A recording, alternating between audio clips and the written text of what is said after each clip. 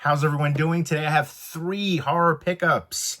I've got 2 movies here, a 4K and a Blu-ray, and a signed Funko Pop. If you've seen any of these movies, definitely let me know what you think of them, and let me know which one of these is your favorite, and let me know if you have any Funko Pops, and if you have any signed horror memorabilia in your collection. First up for the Blu-ray is The Last Voyage of the Demeter. This is based on a chapter in Bram Stoker's Dracula. This is directed by Andre Overdahl, who's done some amazing films. Troll Hunter, Autopsy of Jane Doe. I did movie reviews for that on my channel forever ago. He also directed Scary Stories to Tell in the Dark. And I know he's working on the second one as well. I didn't love the first one, but I appreciated it coming to the big screen like that. It was cool to see that. There's just a few little things I wanted it to be, I guess, if this one felt more for, kids and stuff, and I get that's kind of the audience is going for, but I just wanted a little bit more, and some of the effects I didn't love. Certain things here and there I would tweak. But he directed a movie called Mortal, which I freaking love, and I never hear anybody talk about that one.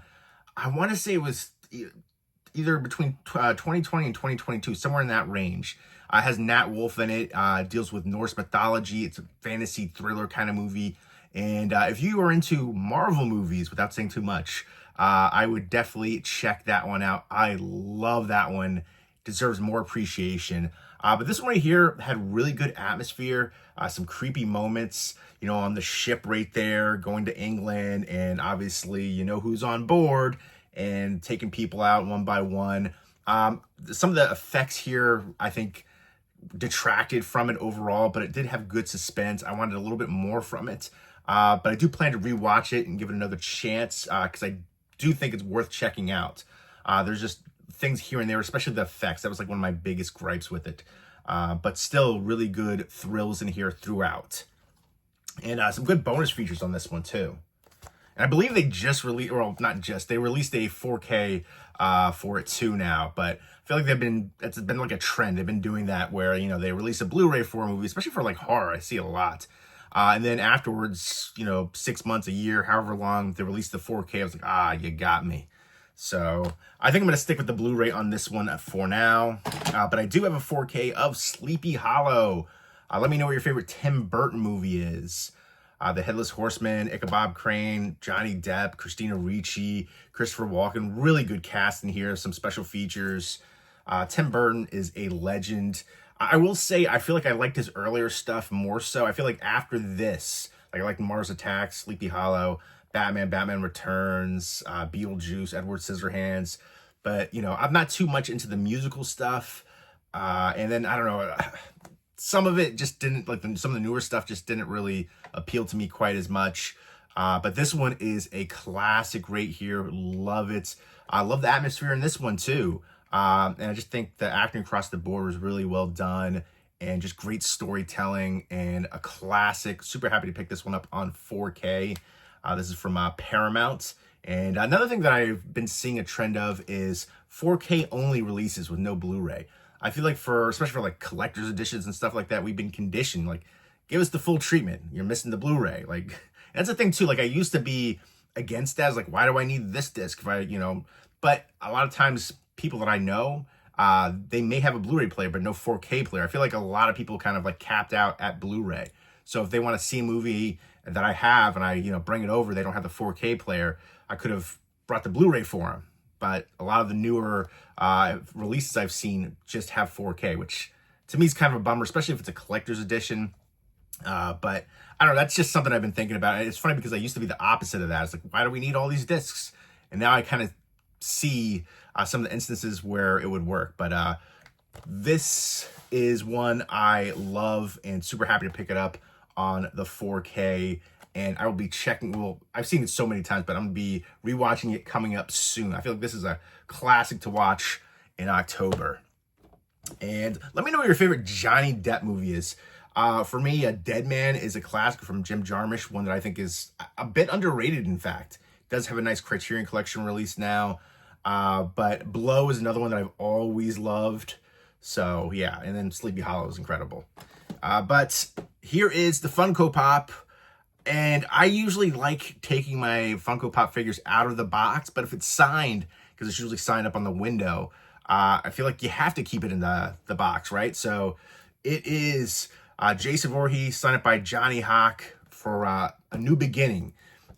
He did the stunt work there. He's a legendary stuntman. He's done so many different movies where he's done stunt work. Incredible. And I know he was, when he was falling out of the barn, Jason, that was him taking that fall, which is an epic scene in there. Some really great stunt work in this film. So this is actually really awesome. I feel like a lot of people know, like some of the main people, like Tom Morga was in here, but you know, Kane Hodder. But I feel like some of the stuntmen who are actually taking some of the bumps and falls and some of the legendary scenes don't get enough appreciation and credit. So I think this is really friggin' awesome. And I wish they would sign up on like the actual figures themselves, but I understand this is like just kind of easier to run through the windows and do that. But I prefer getting them signed on the actual figure so I can take the figure out and display them. The box takes up more room. You don't fully appreciate the artwork of the figure and the sculpt when it's inside the box. You can, you know, see like, you know, I guess half of it, but I don't know. I like taking them out, but I also love getting them signed too. Let me know if you have any horror Funko Pops, especially any signed Funko Pops. Again, I feel like I'm really one of the few people that likes to take the figures out of the box there for the Funkos, but that is super friggin' dope right there. I love that. I love getting, you know, especially for like the lesser known, some of the actors and stuntmen and stuff like that, those autographs, because I feel like they're underappreciated and they do a lot of the real work there and taking the bumps and hits and bruises and broken bones and injuries and stuff to bring these movies to life and some of the crazier and, you know, scenes that we love.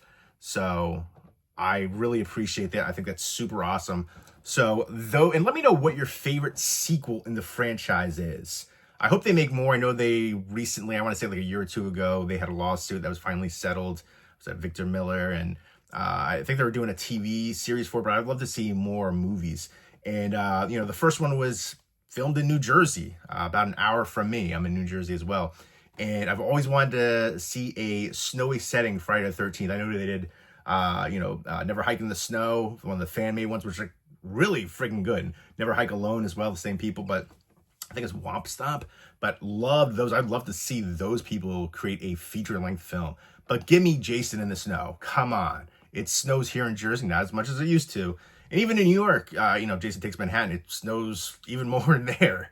So come on, make it happen. Friday the 13th, snowy setting, slasher. Come on, let's do it. Now that some of the lawsuit stuff is worked out. But yeah, let me know if you've seen any of the movies here and which one is your favorites. Let me know if you have any Funko Pops, especially horror. Which one is your favorite? Any horror memorabilia as well, and what's your favorites? Let me know what your favorite Tim Burton movie is. Let me know what your favorite vampire movie is. Like, I feel like I've been talking about vampire movies a ton on my channel recently. Underrated ones, my favorites. Again, I feel like everybody picks the certain ones. Lost Boys is a classic. You know, Fright Night 2. But for me, I say this ad nauseum. I talk about it on my channel. 30 Days of Night. You know, just the blood popping in the white snow, the feeling of isolation, and just the snowy setting. The vampires in there are just gritty, dirty, nasty, raw. I love the heck out of it. From Dusk Till Dawn is a classic too, but I feel like there's been a lot of newer, really good vampire movies. Afflicted is one that I talk about a lot that I never hear anybody talk about. Thirst, great Korean one from the director of Old Boy. There's so many incredible ones out there. Innocent Blood is one that I just had a fun time with too. But yeah, Last Voyage of the Demeter. Check out some Andre Overdahl films as well. Autopsy of Jane Doe, Troll Hunter, Mortal. Love those ones. But Sleepy Hollow, Last Voyage of the Demeter, Friday the 13th, some classics right there. And I hope everybody's doing well. And leave me those comments down below. Take care and keep it spooky.